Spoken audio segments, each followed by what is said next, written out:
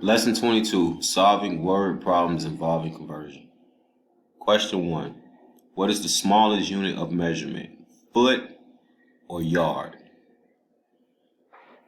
We know that there are 3 feet in each yard. So we know that 1 foot is smaller than 1 yard. So our answer would be foot. Go ahead and take your time to answer that question.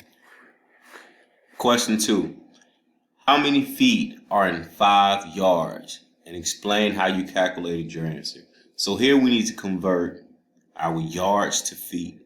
We know that yards is a larger unit of measurement than feet. So to convert from yards to feet, we need to multiply. Because we know that there are 3 feet in each yard, we'll be multiplying our 3 feet by 5. Go ahead and do this on your own. So our answer will be 15 feet. Again, we multiplied our 5 yards by 3 feet per yard and got a total of 15 feet. Next is asking us to complete our table here. So we see that 1 yard is 3 feet. So that would mean 2 yards will give us 6. So we can see our pattern is as our yards are increasing by 1 unit, our feet are increasing by 3. You can also see the pattern of it is just a multiplication. We have our 3 times our 1.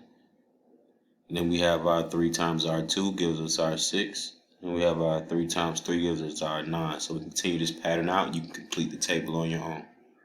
Pause this video and complete it on your own.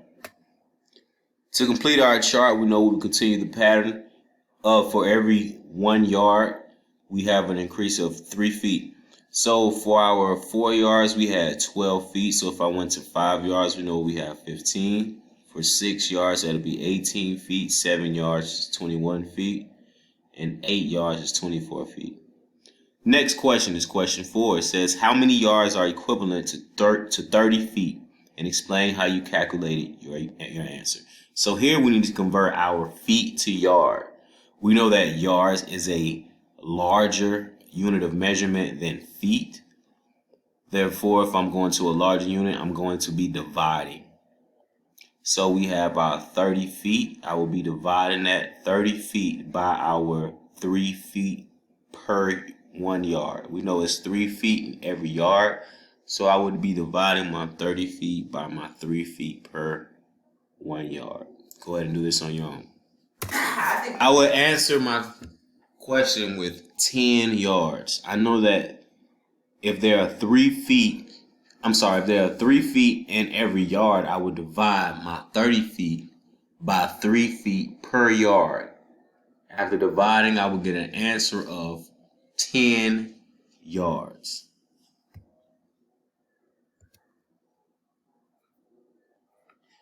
Next question, question 5. It says, what is the larger unit of measurement, meters or centimeters?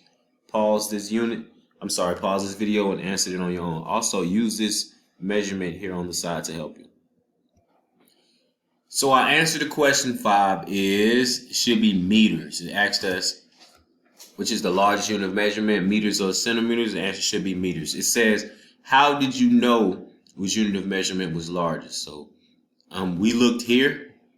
We saw that 1 meter equals 100 centimeters. So it takes 100 centimeters to equal 1 meter. So we saw our unit of measurement there. Number 7 says, how many centimeters are in X meters? How many centimeters are in X meters? Let's pause the video, go ahead and answer those two. All right, we saw that there were 100 centimeters in every 1 meter for our answer for 6, which is what we use in our graph here with our equation here. Next, we are going to be looking at our answer for number 7. It says, how many centimeters are in X meters? So we know that our formula to find the number of meters or centimeters and the number of meters is just multiplying the number of meters by 100. So if I have 4 meters, which could be for X, I can say 4 times 100. That means I have 400 centimeters in 4 meters. So we could say 100 times X, or what we have here is 100 times X. And that's an example again. If I have 6 meters, we can just say 6 would be my X, and that's 6 times 100. That means I have 600 centimeters. Question 8, it says, use your expression from problem 7. how many centimeters are in 2.7 meters. So again, so now my x will be my 2 and 7/10, and I need to multiply by 100. Go ahead and pause the video, do this on your own. And at the same time, go ahead and answer 9. It says, write an expression to show how many meters are equivalent to X number of meters.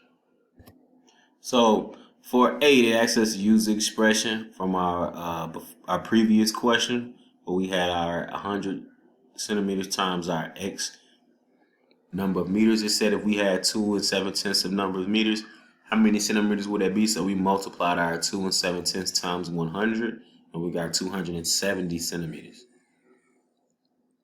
But now it said write an expression to show how many meters are equivalent to X number of centimeters. So we'll be going the opposite direction here. So I should be multiplying my dividing my X meters by 100.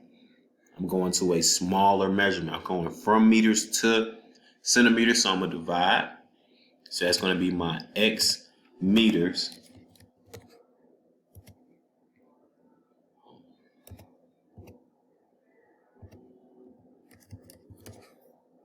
divided by my 100 centimeters per meter.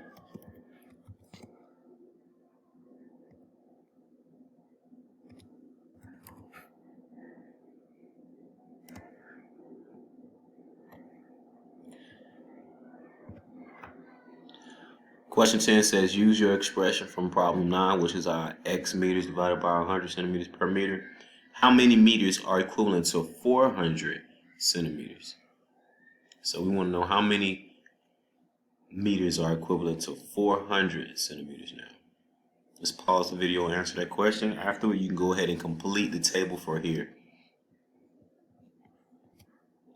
So for question 10, it says use the expression for problem 9. And we're solving how many meters are equivalent to 400 centimeters. So first we needed to change our equation. It should have been X number of centimeters divided by 100 centimeters per meter.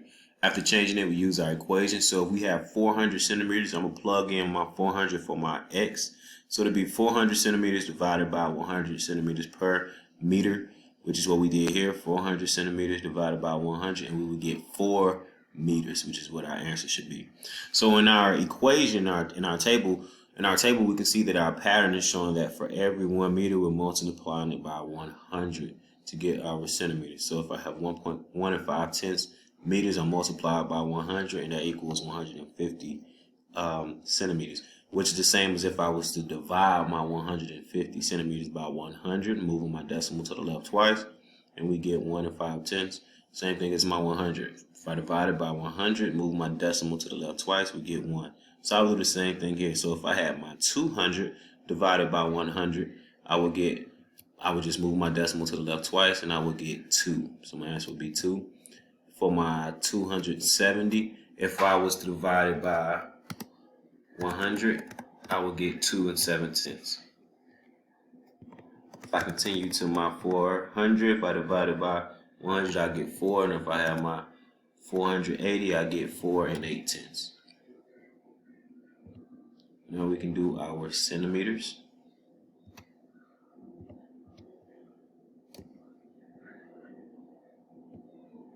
If I was multiplying now my 3 by 100, I would get 300. If I was multiplying my 3 and 2/10 by 100, I'd get 320.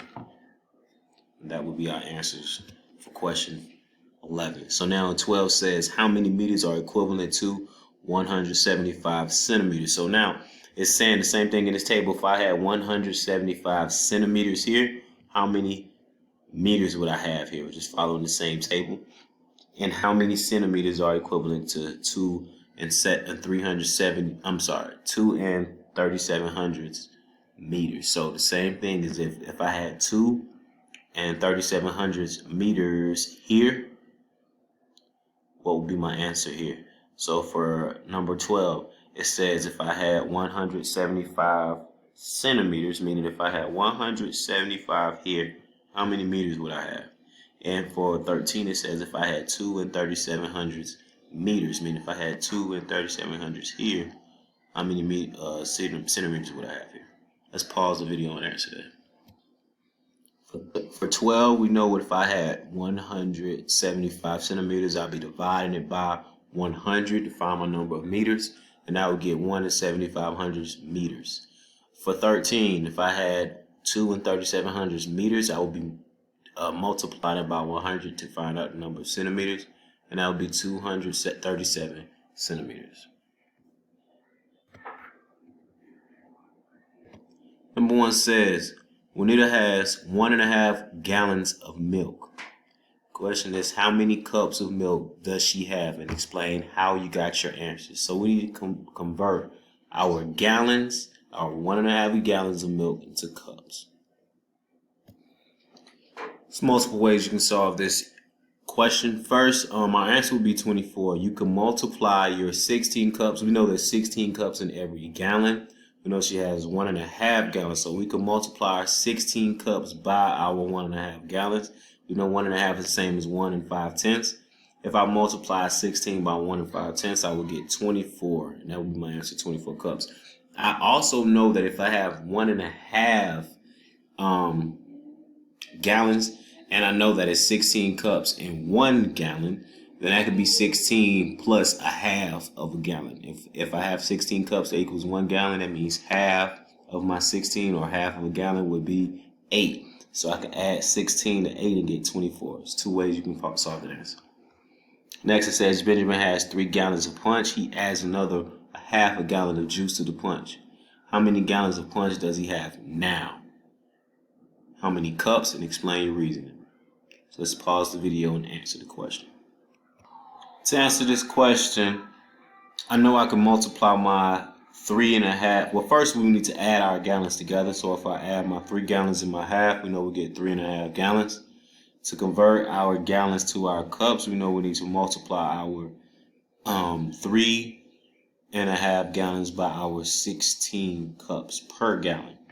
So to do that, I can first break it up into my 16 cups per gallon by 3. And then I can multiply my 16 cups per gallon by half. If I did that, which is what we did here, we would get 16 cups per gallon by 3 gallons will give me 48 cups. And then my half of a cup by my 16 cups will give me 8. Add those two, my 8 cups and my 48 cups, and I get 36 cups, which is what our answer is here. So that's the same as me multiplying my 3.5 gallons by 16. 3.5 times 16 is 56. Or you can use your addition, which is what we did here when we broke our 3.5 apart. So we did 3 times 16, and then we did 16 times 5. 3 times 16 is 48, and 5/10 times 16 is 8. And we added our 2 partial products together and got 56. Question 3 says, Miss Mona has 3 quarts of liquid glue and 24 empty glue bottles that each hold 1 cup. Does she have enough glue to fill all of the bottles?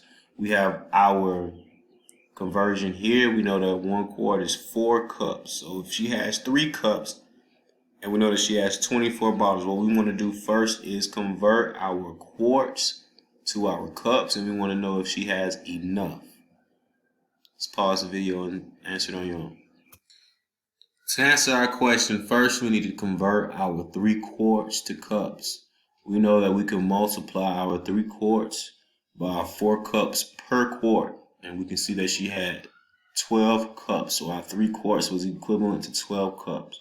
We know that she had 24 empty bottles, and each bottle was equivalent to a cup, so she had 24 cups total to fill. She only had 12 cups of glue, and she had 24 cups to fill. So the answer would be no. She only had enough to fill 12 bottles. Next it says Ms. Money gave 1 cup of red paint to each of her 20 students. How many quarts of red paint did she give out? So let's pause our video and solve this answer. So what we want to do now is convert. Well, first we want to multiply our 1 cup by our 20 students and convert our cups to our quarts. To find our amount in quarts, first thing we need to do is, again, multiply the number of students we have by the number of cups. So we have 20 students, we multiplied it by